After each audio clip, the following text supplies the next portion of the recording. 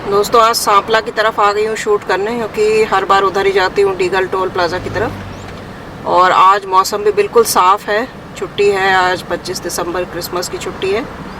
और ये टावर पे बैठा है ग्रेट कॉर्मोरेंट।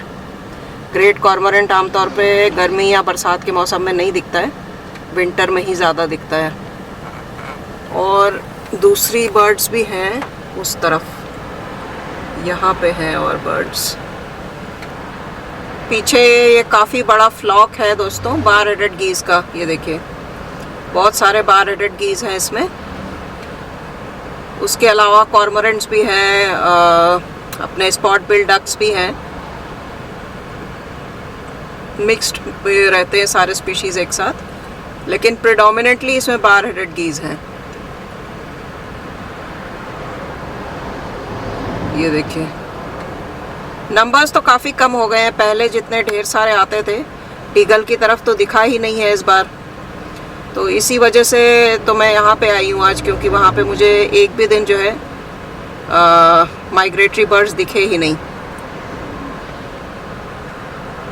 अब पिछले 2 वीडियोज़ में मैंने IUCN स्टेटस अपडेट की बात की थी कि किस तरह से IUCN ने एग्जैक्ट परसेंटेज जारी किया है उन स्पीशीज़ का जो कि एक्सटिंक्ट होने की कगार में हैं। और इनमें सिर्फ जानवर और पक्षी नहीं, पेड़ पौधे भी इंक्लूडेड हैं। और उसमें 71% मैंने बताया था सबसे ज़्यादा साइकेडी फैमिली के स्पीशीज़ हैं जो एक्सटिंक्ट होने की कगार पे हैं। अब अभी रिसेंटली एक न्यूज़ आई है, सुप्रीम कोर्ट ने ऑर्डर जारी किया है कि जो अपने देश में पक्षियों की हाईली एंडेंजर्ड स्पीशीज़ एक है जिसको कहते हैं ग्रेट इंडियन बस्टर्ड, इसको लोकल लैंग्वेज में गोदावन भी कहा जाता है।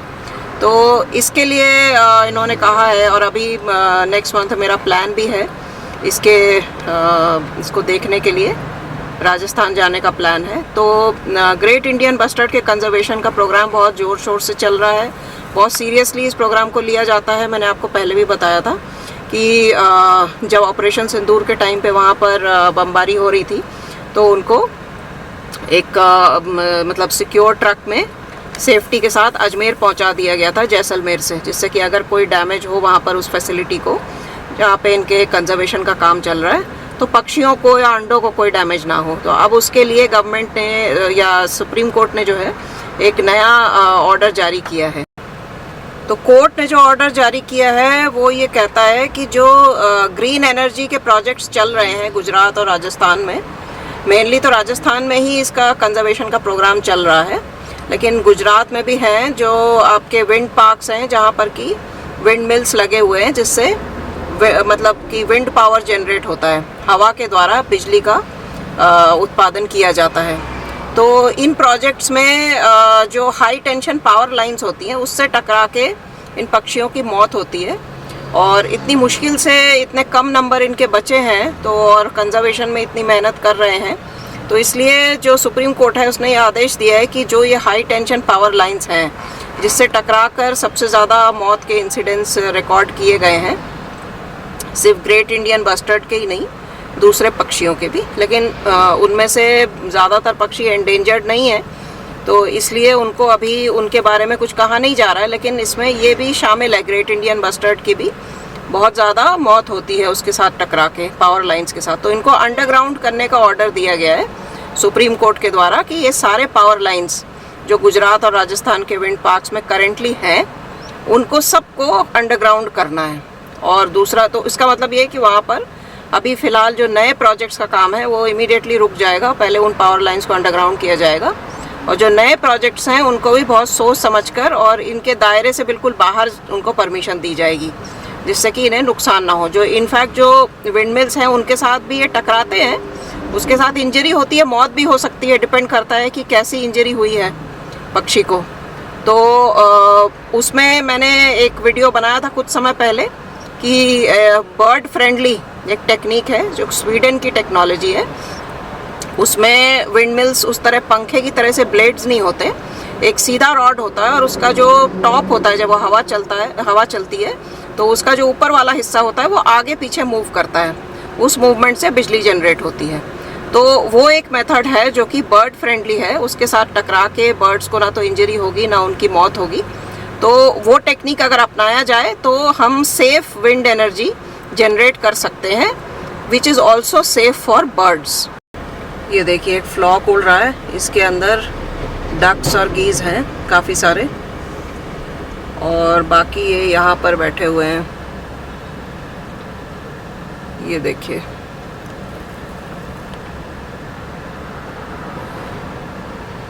तो जो मैंने बताया अभी उसमें सुप्रीम कोर्ट के ऑर्डर पे डेफिनेटली अमल होगा, और ये पावर लाइंस को सब अंडरग्राउंड किया जाएगा। ये देखिए ये नॉब बिल डक जा रहा है, ये इसको नकटा कहते हैं, कोम डक भी कहते हैं। यूरेशियन कूट्स हैं, गढ़वाल हैं, और स्पॉट बिल डक्स हैं, और नॉर्दर्न शोवेलर्स हैं, और ये ग्रे हेरन बैठा हुआ है यहाँ पे। ये देखिए ग्रे हेरन है। तो पहले तो सारे लाइंस को अंडरग्राउंड किया जाएगा जो अभी हाई टेंशन पावर लाइंस हैं, और उसके अलावा जो नए विंड पार्क्स हैं उनको कैसे लगाना है, कहाँ पे लगाना है, उसके लिए क्या क्या गाइडलाइंस फॉलो करना पड़ेगा, उसके बारे में आगे विचार किया जाएगा। और जो मैंने उस वीडियो में मेंशन किया था कि एक टेक्नोलॉजी ऐसी है जिससे कि आप सेफ विंड पावर जनरेट कर सकते हैं बिना पक्षियों को नुकसान पहुंचाए, क्योंकि उसमें जो डिवाइस है, जो मशीनरी है जो लगेगी, उसमें ब्लेड्स नहीं होते हैं, पंखे की शेप का नहीं होता, वो लंबा टावर होता है, और उसके टॉप के मूवमेंट से पावर जनरेशन होता है जब वो हवा से मूव करता है।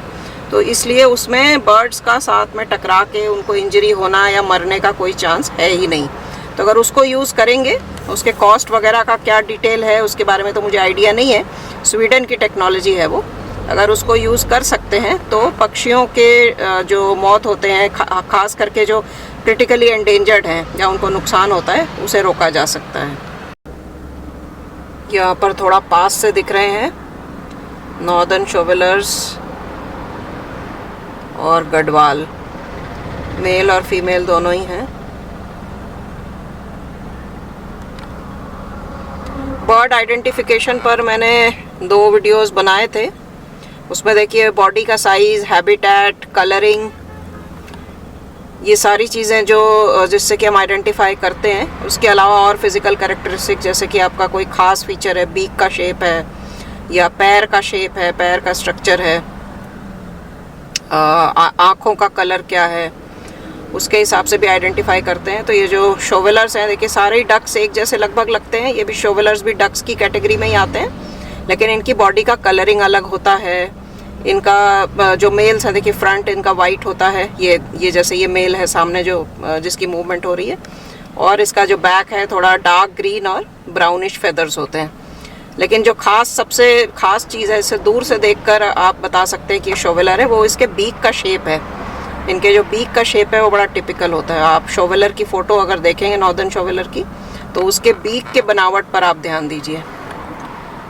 उसी तरह बीक्स जो है लगभग गढ़वाल की थोड़ी डिफरेंट होगी उससे, और बॉडी कलरिंग बिल्कुल अलग होगा गढ़वाल का। तो ये इस तरह के आइडेंटिफिकेशन के फीचर्स होते हैं। इस समय बर्ड्स आई हुई हैं बहुत सारी माइग्रेटरी, तो बहुत अच्छा टाइम है आपको अपनी बर्डिंग प्रैक्टिस करने के लिए। देखिए ये पूरी जगह जो है पूरा वाटर हाइसिंथ से चोक हो चुका है। पहले यहाँ पे अच्छे खासे बर्ड्स दिखाई देते थे, लेकिन अब काफ़ी समय से यहाँ पे वाटर हाइसिंथ को हटाया नहीं गया है, तो ये पूरे इसने इस वाटर बॉडी को चोक कर दिया है। मैंने पिछले अपने वीडियोस में डिस्कस किया था इस प्रॉब्लम को, वाटर हाइसिंथ की जो प्रॉब्लम है और उसका जो सोल्यूशन है वो भी डिस्कस किया था। वाटर हाइसिंथ से कुछ फाइबर्स बनाए जा रहे हैं जो कि इंडिया में वेस्ट बंगाल और आसाम जैसे स्टेट्स में इन फाइबर्स को अलग अलग चीज़ों में इस्तेमाल किया जा रहा है। वेस्ट बंगाल में इस फाइबर को कॉटन के साथ मिला के एक अलग तरीके का कपड़ा बनाया जा रहा है, जिसको कि पहनने के लिए भी इस्तेमाल किया जा सकता है और भी चीज़ों में इस्तेमाल किया जा सकता है, और वो कपड़ा जो है वो काफ़ी ड्यूरेबल होता है। इसमें 20% जो है मात्रा कॉटन के फाइबर्स की होती है और बाकी 80% वाटर हाइसिंथ से बनाए गए फाइबर्स की होती है। एक तो ये हो गया। आसाम में जो है इसके फाइबर्स से बास्केट वगैरह, हैट्स और इस तरह की जितनी भी चीज़ें जो बैम्बू से बनती हैं, डेकोरेटिव पीसेस, शो पीसेस, वो वाटर हाइसिंथ के फाइबर्स से बना रहे हैं आसाम में। तो अगर दूसरे स्टेट के गवर्नमेंट्स भी वाटर हाइसिंथ को हटा के उसके फाइबर्स को इस तरह के इस्तेमाल में लाएं, तो ये जो प्रॉब्लम है वाटर हाइसिंथ की, वाटर बॉडीज़ को चोक कर देता है, एक पूरे इकोसिस्टम को ख़त्म कर देता है ये, वो प्रॉब्लम सॉल्व हो जाएगी। तो वेस्ट बंगाल और असम का एग्जाम्पल दूसरे स्टेट्स को भी फॉलो करना चाहिए, क्योंकि वाटर हाइसिंथ की जो ये प्रॉब्लम है वो हर स्टेट में है। तो प्लीज़ स्टेट गवर्नमेंट से मेरी रिक्वेस्ट है कि वाटर बॉडीज़ को इस तरह से चोक करके मरने ना दें, वहाँ पर रहने वाले जो पशु पक्षी हैं उनका नुकसान ना होने दें। आप कृपया वाटर हाइसिंथ को निकाल के उससे ये जो मतलब जो काम हो सकते हैं, जिस तरह की चीज़ों में उसका इस्तेमाल हो सकता है, उसको आप ज़रूर बढ़ावा दें। देखिए दोस्तों, इस तरफ भी ये पूरा जो है वाटर हाइसिंथ ग्रो करना शुरू कर गया है, और ये जो पीछे जो पानी बचा हुआ है, अगर इस हाइसिंथ को हटाया नहीं गया, जलकुंभी को, तो ये पूरे इस एरिया को ख़त्म कर देगा।